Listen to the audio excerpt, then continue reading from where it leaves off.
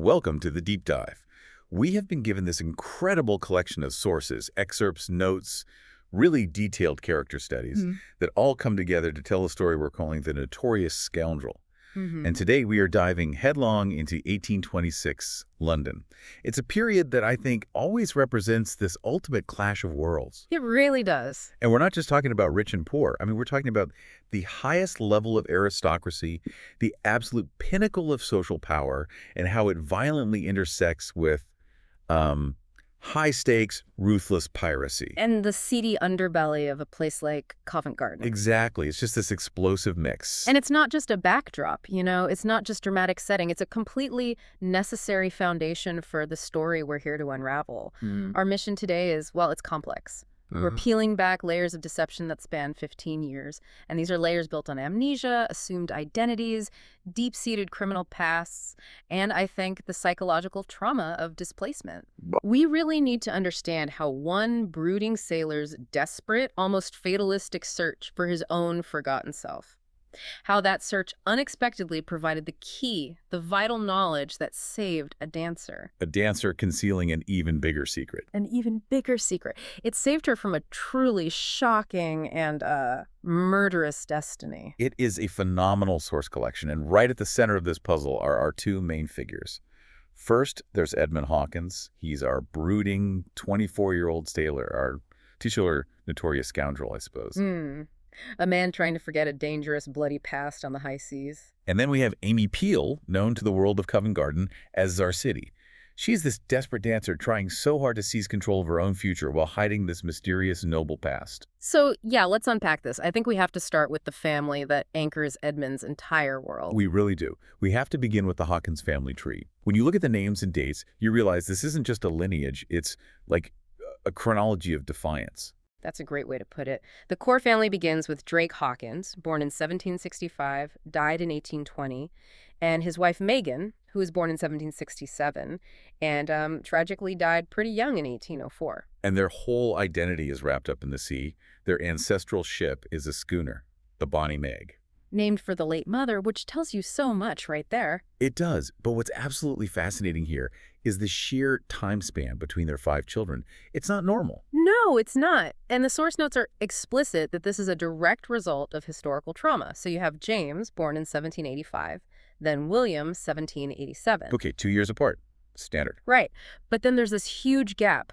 Maribel isn't born until 1800, then Edmund in 1802, and finally Quincy in 1804. That's a 13-year gap. It's a nearly 20-year gap between the oldest and youngest brothers. And it's not just a quirk of birth. It's tied directly to their father, Drake, being pressed into naval service for a full decade. That is such a crucial detail. I mean, the Crown, through forced naval service, literally stole a decade of their father's life. Yeah. It just sets the stage perfectly for the Hawkins brothers' cynicism and their, willingness to operate completely outside the law. It's almost a revenge against the system, a system that just shattered their legitimate family life. And that explains the infamous secret that defined the older brothers' careers. Their first careers, you mean? Their first careers, yes. The sources confirm that James, William, and Edmund were formerly buccaneers. Pirates, basically. High seas pirates. Serving under the eldest, James, who was notorious. He was known as Black Hawk. And this wasn't some, romantic adventure. It was a serious, organized, and very lucrative criminal enterprise. So why did they stop? You don't just retire from a life of piracy. That seems unlikely. But this is where the power of the social structure, specifically the high society, comes into play. Their piracy career was abruptly abandoned. They retired, as the source puts it. Almost like businessmen closing up shop. Exactly. And they did it for one reason: to protect their sister, Maribel. By 1821, she had married Damien Westmore, the Duke of Wembury. She was a duchess. And the revelation that her brothers were the infamous Black Hawk and his crew would have meant immediate social ruin. Total disgrace for her and the Duke. That right there is the high cost of reputation in 1826 that you have to understand. I mean, the weight of Maribel's position as a duchess was so profound that it forced 3 ruthless, successful criminals to just stop. They traded their freedom, in a way, for their sister's place in society. And that brings us to Edmund. He's 24, and he's already lived what the source calls a hard and dangerous life. So when our story opens, where is he? He's serving in the Royal Navy's African Squadron as a privateer. Right. And we should probably clarify what that means for you listening. In 1826, privateering was this quasi-legal enterprise. The government would issue a letter of marque, which basically authorized a private ship to attack and seize enemy vessels. So licensed piracy. Essentially, yes. But in this case, they're patrolling the coast of West Africa, and their official job is to disrupt the illegal slave trade. And the reality of this duty, as the sources detail it, is just disillusionment personified. It is not the romantic, swashbuckling life we might imagine. Oh, far from it. The source emphasizes the relentless physical hardship. I mean, tremendous heat, heavy rains, constant illness. But the deep ethical frustration is the worst part. So Britain had abolished its own slave trade back in 1807. But the demand for enslaved people in the Americas hadn't vanished at all. So the British privateers, despite their mandate, were often legally powerless. Powerless because of the flags. Right. The source notes that even with their letter of marque, most British vessels involved in the trade would just fly foreign papers, Spanish, Portuguese, American flags that weren't subject to immediate search and seizure under the current treaties. So Edmund and his crew had to just watch countless slaver ships slip away, knowing exactly what cargo they carried, but they couldn't legally board them. It's this profound systemic failure that leaves Edmund in a moral and, professional vacuum. He's on the right side of the law, but the law itself is failing to achieve its moral objective. And we see the direct psychological toll this takes. He recalls this gruesome memory. The image that haunts him. Of entering the slave decks to release shackled captives. I mean, the sheer horror of the hold, the condition of the people trapped there. He's actively seeking forgetfulness. He wants to escape that memory, and he wants to escape that moral compromise. He's seeking distraction. And that search for distraction brings us right into the vivid contrast of 1826 London. The narrative just drops us straight into the stark reality of the city's underbelly. We follow Edmund's journey through this impoverished area, Buckridge Street, and the source is painted as almost Dickensian. It's thick with a greenish fog, this noxious blend of coal smoke and sewage. The sensory details are overwhelming. They are. The calls of muffin sellers, the smell of baked potatoes, and the devastating presence of child prostitutes. It's just squalor and desperation made physical. And then the destination. It's a complete shock to the system, the Pleasure Palace in Covent Garden.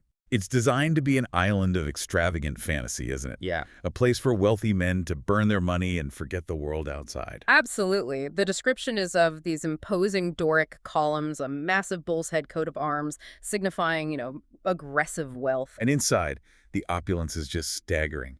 Resplendent chandeliers, carpets so thick you sink into them, tropical flowers, satin cushions, and the stage is draped in red velvet. It is a very carefully curated world. It's designed to, as the source cleverly puts it, bedazzle the wits and to strip a wealthy rake from his blunt. I like that.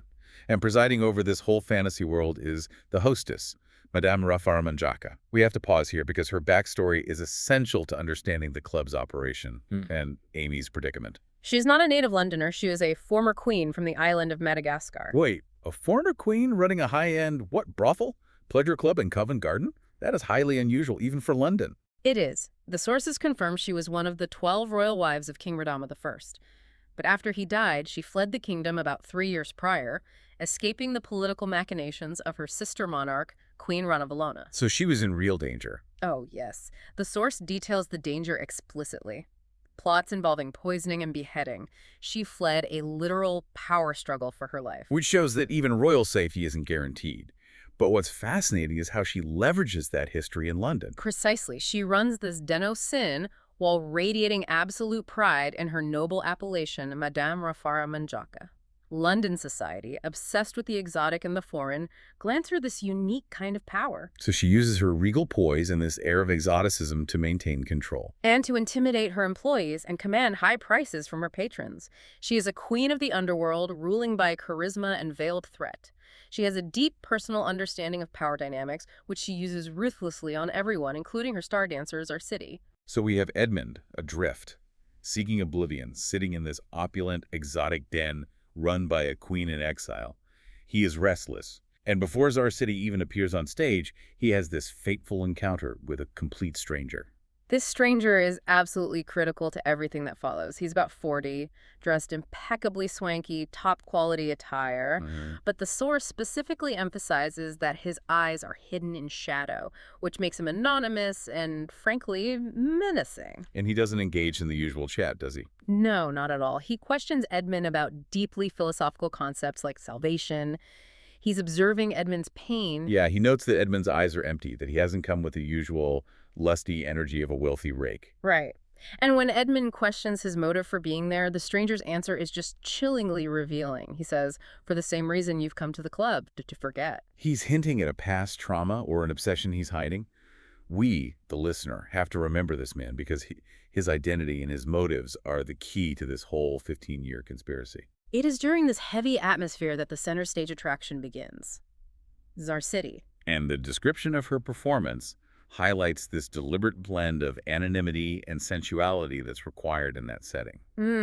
She wears a veil covering her nose and lips, an elaborate coin headdress, wavy blonde locks. Edmund is just instantly transfixed. He feels both admiration and this intense possessive longing. And this is where physical detail becomes a crucial narrative device, isn't it? It really is. Edmund registers one unique identifier that will define their future. A birthmark, shaped specifically like a kiss, just below the center of her breasts. That mark is the link. It links the anonymous dancer Zarsitti to the noblewoman Amy Peel. For Edmund, that birthmark confirms her reality. It inspires this primal need to know the woman behind the veil. But the atmosphere shifts violently the second the dance is over. Amy is attacked in her dressing room. It's ransacked by two unfamiliar figures. And Edmund, noticing that his cryptic companion has slipped away during the transition, he intervenes. This act of chivalry, for a man running from his own history, is a powerful character shift. It is, but that single act of heroism comes at a profound physical cost. He sustains a serious head injury. He wakes up not at home, not at an inn, but at Amy's meager lodgings in St. Giles. And he has complete amnesia. He can only call himself Edward. And this amnesia, ironically, strips him of his pirate past, the very past he wanted to forget. And it makes him vulnerable, forcing him to rely entirely on Amy. So Amy, now she's harboring this traumatized stranger, and she has to figure out who he is. She finds his coin purse, initials EH. She notices the Bonnie Meg anchor tattoo, and she sees his tanned, athletic build, the scars on his ribs, healed cuts, the source says, suggesting prior violence. So she jumps to a logical conclusion for her world. He's a tough, thieving sailor. Right. She's relieved the initials aren't her own, but she's immediately worried about the legal ramifications of hiding a criminal. And Amy's first instinct is protection through deception. Always. She insists to Edward that she's merely a barmaid, that she just serves drinks at the club. She vehemently rejects the idea of being a prostitute. This lie is rooted in her desperate need to control her status, even though she's the featured, highly sensual dancer, Zarsitti. And that fragile identity is immediately threatened by the only person who holds power over her life, Madame Rafar Manjaka. The financial desperation detailed here is just heartbreaking. When the Queen confronts Amy about the damage to the dressing room, damage from the attack Amy barely survived, the Madame cuts her salary in half. And let's put that into context for you listening. Amy is making 60 pounds a year. To have that slashed to 30 pounds, it just highlights her utter lack of legal protection or any kind of recourse. And the Madame threatens to fire her if she causes any more trouble. Amy is driven by this singular goal: save enough money to live comfortably on her own terms. And crucially, she rejects the only respectable alternatives available to her. She's illiterate, which instantly disqualifies her from a lot of positions. And she absolutely refuses the fate of becoming a seamstress or a governess. Why is that refusal so significant? Because those jobs, the respectable ones, they often yielded a pittance, sometimes less than 10 pounds a year, with long hours and complete subservience. By being Zarsitti, she's earning far more and maintaining a semblance of autonomy over her body and finances, even with the social stigma. It's a choice of economic independence over social acceptability. Exactly, but that independence is constantly under threat. The two assailants from the club, they quickly track down her lodgings in St. Giles. Edmund, or Edward, he tries to confront them, but his head injury slows him down, and they lose the ruffians in the crowd. And this failure, it highlights Amy's ongoing vulnerability. Edmund, for all his strength, can't protect her from a world that is clearly hunting her. It forces them to verbalize their very different ways of coping with the world. A beautiful contrast emerges in their philosophies here. Amy lives in this constant, paralyzing fear of the unknown. She says, I need to know what will happen to me tomorrow and the next day. Control is everything to her. She needs a calculated, predictable path to comfort. Conversely, Edmund, stripped of his identity by amnesia, he embraces the void.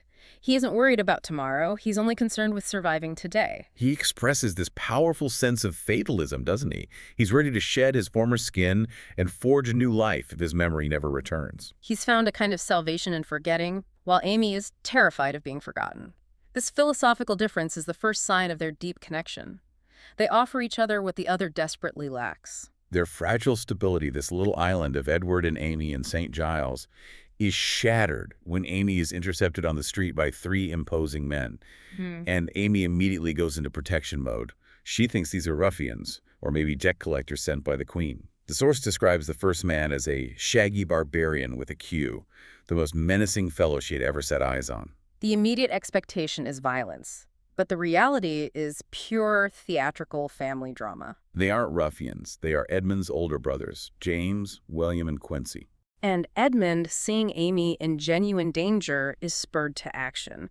The physical shock, the emotional urgency, it just jolts his memory back. He's Edmund Hawkins again. He is. And he has to quickly confirm his identity and clarify the confusion for Amy.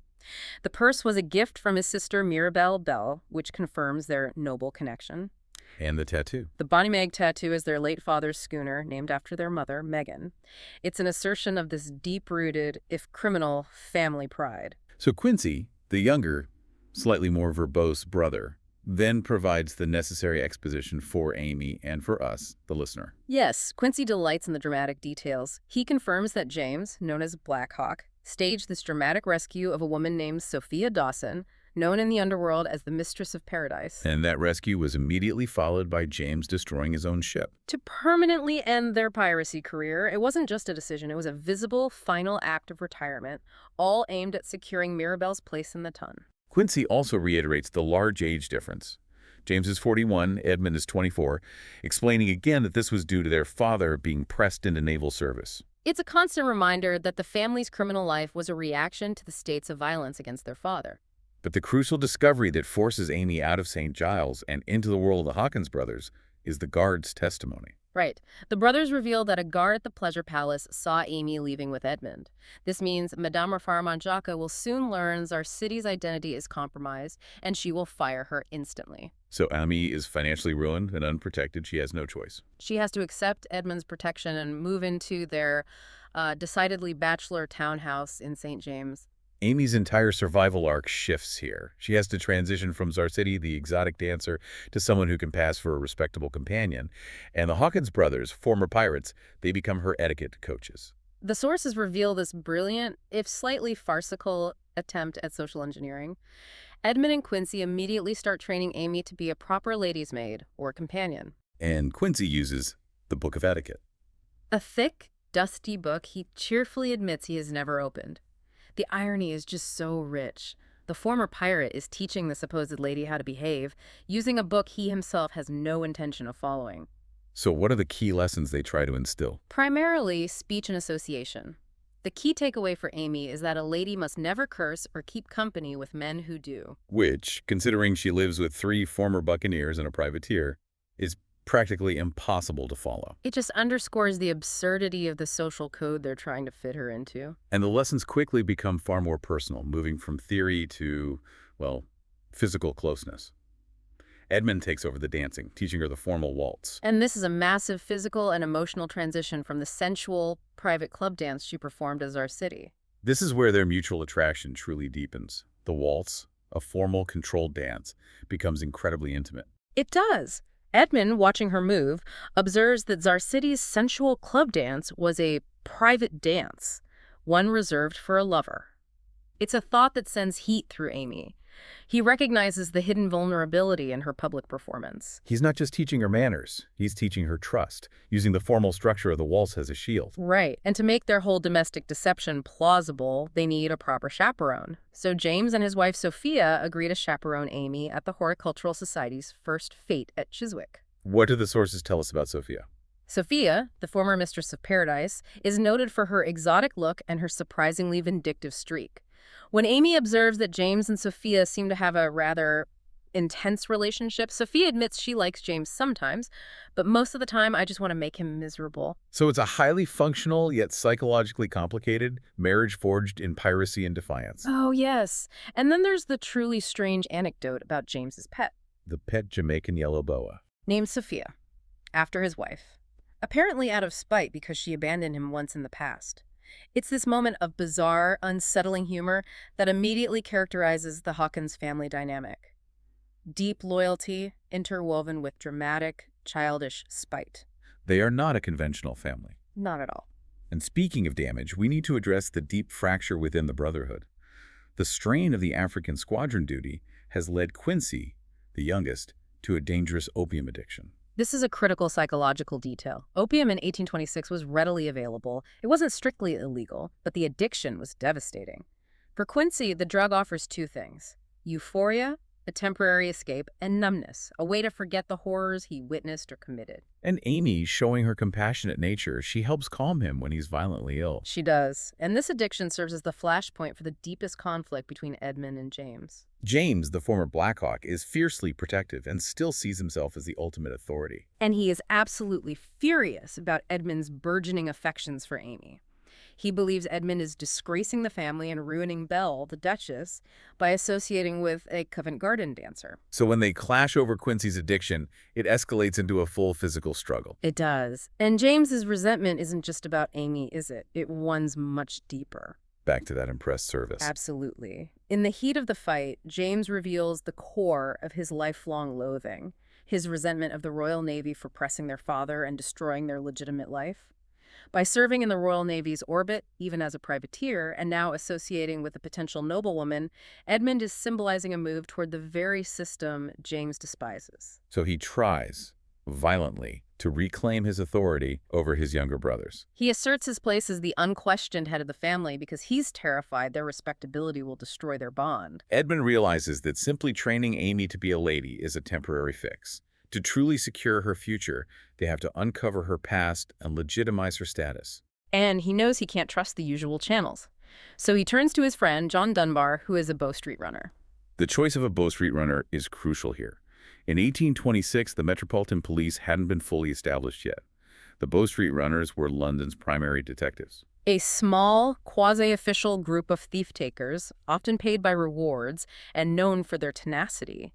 And Edmund deliberately maintains this friendship, knowing it irritates his pirate brothers who despise any association with law enforcement. It shows Edmund moving firmly toward a life on the right side of the law, using his scoundrel skills for justice. And the investigation pays off with an earth-shattering discovery. Edmund reveals his findings. Amy is Lady Amy Letitia Peel, daughter of George Peel, the Duke of Estabrook. She has been missing for 15 years. Zarsitti, the dancer, is a noblewoman who was abducted as a child. The sources vividly describe the reunion, but it's far from heartwarming. Amy is reunited with her parents in Mayfair, but the Duke is cold, detached, and concerned only with damage control. Reputation management. He sees Amy not as a lost daughter, but as a liability. His immediate focus is control. He tries to buy Edmund's silence. This is a massive sum. Up to £10,000, an enormous, life-changing sum, enough to buy a dozen large ships or a massive estate, and Edmund, confirming his moral trajectory, refuses the money. And how does the Duke react to this rejection?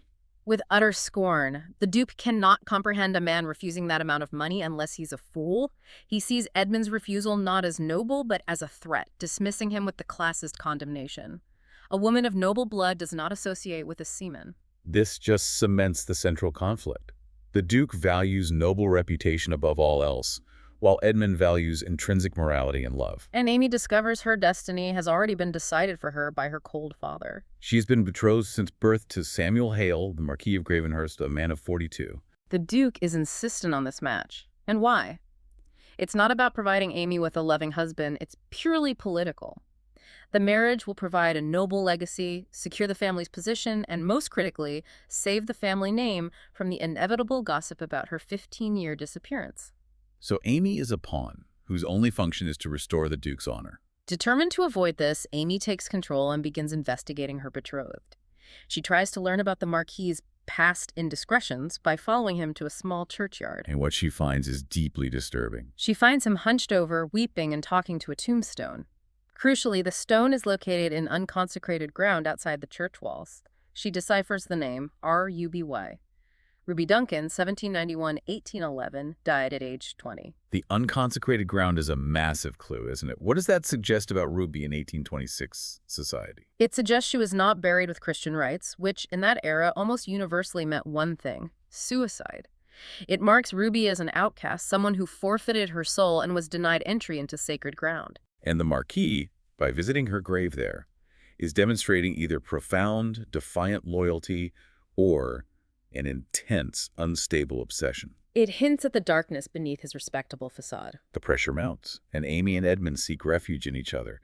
They have this passionate, defining tryst in Hyde Park, dramatically set during a thunderstorm, a moment of defiance. But despite that powerful connection, Amy is still clinging to the old social code.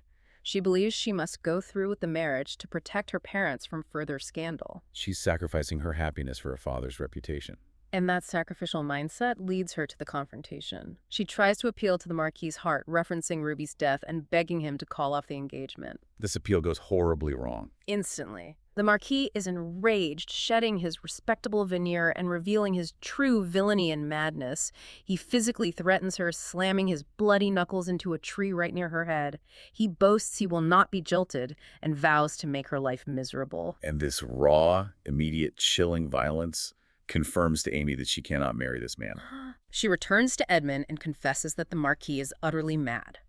And this confession triggers Edmund's shocking realization. The pieces suddenly snap together for him. He realizes the Marquis of Gravenhurst was the enigmatic stranger he met at the Pleasure Palace the night Amy was attacked. The man who asked about salvation. The man who wanted to forget. That encounter was not random, it was reconnaissance. Edmund realizes the attack was orchestrated, and the Marquis has been lurking in their lives from the very beginning. The narrative just hurtles toward the climax. Amy is forced to prepare for her wedding night. The Marquis, confident in his victory, confirms he knows her true secret. He identifies her by the intimate detail of the birthmark shaped like a kiss, and he forces her, "Dance for me, Zarsitti." And here, the Marquis delivers his ultimate monologue, the full, chilling revelation of his 15-year revenge plot against the Duke of Esterbrook. This isn't madness, it's carefully planned, long-simmering vengeance. We need to detail the points of his revenge plot, as they are central to the entire story's motivation. So first, the foundation. 15 years ago, the Duke of Esterbrook intervened to prevent the Marquis from marrying Ruby Duncan, the country girl he genuinely loved. The Duke viewed Ruby as unsuitable, ruined her life, and drove her to desperation and death, presumably suicide, hence the unconsecrated ground. The Duke's original sin. Precisely. The Marquis then hired kidnappers 15 years ago to kill Amy, the Duke's only daughter, to deny the Duke his noble lineage. He tried to destroy the Duke's dream then, but Amy simply went missing instead of being killed. The Marquis is relentless. He also reveals he orchestrated Edmund's abduction. Yes. He had Edmund abducted just days before the wedding to prevent the Gretna Green elopement they were planning, ensuring Amy was trapped. He imprisoned Edmund in a stone compartment near Ruby's grave, forcing Edmund to symbolically suffer near the source of the Marquis's pain. And his final horrifying goal. The Marquis intends to kill Amy now, on their wedding night, but not before delivering one last agonizing symbolic blow to the Duke. He screams his intention. "I want your father to find your body with the ruby necklace. I want him to know I ended his dream." The ruby necklace, a family heirloom, would be the final visible symbol of the noble legacy the Duke so craved, now corrupted by murder and vengeance. It's a horrifying plan, but thankfully, Edmund, driven by the urgency of Amy's peril, manages to escape his stone prison. He sustains a painful head injury in the process, a callback to the initial amnesia-inducing injury, but he arrives just in time. The ensuing struggle is savage. Edmund attacks the Marquis violently, using his privateer skills, fracturing the Marquis's collarbone and rendering him dead or senseless. But the immediate danger is not over. Amy is left lifeless on the bed. And the source gives us this specific dramatic detail. Edmund, using knowledge gained from his brother Quincy, knowledge usually employed for saving drowning sailors, he performs artificial respiration on Amy. A desperate, immediate action that ultimately saves her life. The scoundrel's skills, honed by violence and necessity, are what ultimately triumph over aristocratic vengeance. The immediate crisis is over. But they are left with the massive task of rebuilding their lives in the aftermath of all this violence and conspiracy. Edmund makes a profound career decision, one that finally settles his identity. He joins the Bow Street Runners. This is a complete and meaningful integration into society. He recognizes that his skills tracking, fighting, navigating the underworld, understanding criminals are perfectly suited to law enforcement. He has finally found his place on the right side of the law, transitioning from a Black Hawk pirate to a legitimate, albeit rugged, detective. But this choice casts a shadow over the family, especially James. Right. The reconciliation remains fragile. James, the former Black Hawk, is still deeply cynical about the establishment. He's convinced, perhaps rightly, that Edmund's commitment to justice will eventually require him to bring his own brother to trial for his past piracy crimes.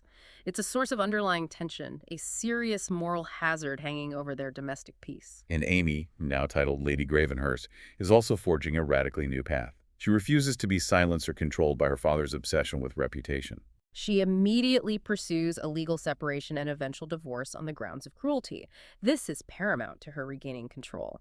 And we have to remember, for you listening, in 19th century England, divorce was incredibly difficult, expensive, and socially ruinous. It often required an act of parliament. It did. Legal separation based on cruelty was slightly more attainable, but still a huge undertaking, exposing the family to public shame. By initiating this, Amy refuses to tolerate her father's disapproval or the Marquis's violence. She has found an unshakable inner peace, grounded only in her choice and her love for Edmund. So what happens to the key peripheral players? The Marquis of Gravenhurst, after receiving a fractured collarbone and likely a severe concussion from Edmund's attack, regained his wits and fled, presumably to the continent. He escaped justice, but his scheme failed. And Quincy? Quincy is still struggling immensely with his opium addiction. The source is clear that he needs Edmund's consistent support to navigate that brutal cycle of euphoria and illness. It's a long road to recovery. And William, the pragmatic one, is considering returning to sea in the spring. Probably tiring of the shore life and the constant family drama. I would think so. Despite the very real legal obstacle, Amy is still married and cannot legally wed Edmund until a divorce is finalized. The relationship is now defined by tenderness and confidence. It's a powerful contrast to their initial desperate meeting. Amy's entire philosophical arc has reversed. She is no longer the woman who needed material comfort and control over her future. She notes that Edmund is the only thing she needs. She recognizes that his inherent nobility, not his social standing, is her true security. And Edmund embraces the complexity of his own identity. He does. He admits he is still a scoundrel at heart, acknowledging the ruthlessness and capacity for violence that saved her life. But Amy loves him for it. She recognizes that his scoundrel energy, his ability to fight and defy conventions, was essential. He affirms their unshakable bond.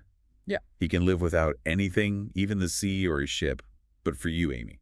Their love is defined by the messy reality of their survival, not the clean constraints of Mayfair society. So if we step back and look at the entire arc of the Notorious Scoundrel, the central defining lesson is that identity is fundamentally fluid. A pirate can indeed become a Bow Street runner, and a dancer can become a lady. But intentions matter far more than social veneer. Exactly. Edmund's commitment to the truth, to justice, and to protecting Amy ultimately exposed the true scoundrel in the Marquis of Gravenhurst, who managed to hide a terrifying 15-year revenge plot behind this perfect, aristocratic veneer of respectability. And what we uncovered here is the tremendous cost of reputation in this high society. The entire narrative hinges on the Duke of Esterbrook's original act of cruelty. He was willing to sacrifice a young woman, Ruby Duncan, and then his own daughter's happiness, all to protect his noble lineage. Amy's entire life, from her abduction to her forced marriage, was determined by her father's desperate attempt to control status and perception. And that desperation, that initial sin of the Duke, raises our final provocative thought for you, the listener, to consider. The Duke of Esterbrook orchestrated the original deception and ruin of Ruby Duncan, setting this entire tragic 15-year revenge plot in motion. Now that Edmund Hawkins is working within the legal system as a sworn Bow Street runner, committed to uncovering and prosecuting crimes, does his commitment to justice require him to investigate and expose Amy's own father, the Duke, for his past actions? And if he does, would risking the Duke's ruin risk destroying Lady Amy Letitia Pule's hard-won respectability all over again, forcing her back into social uncertainty? What are the costs of absolute justice?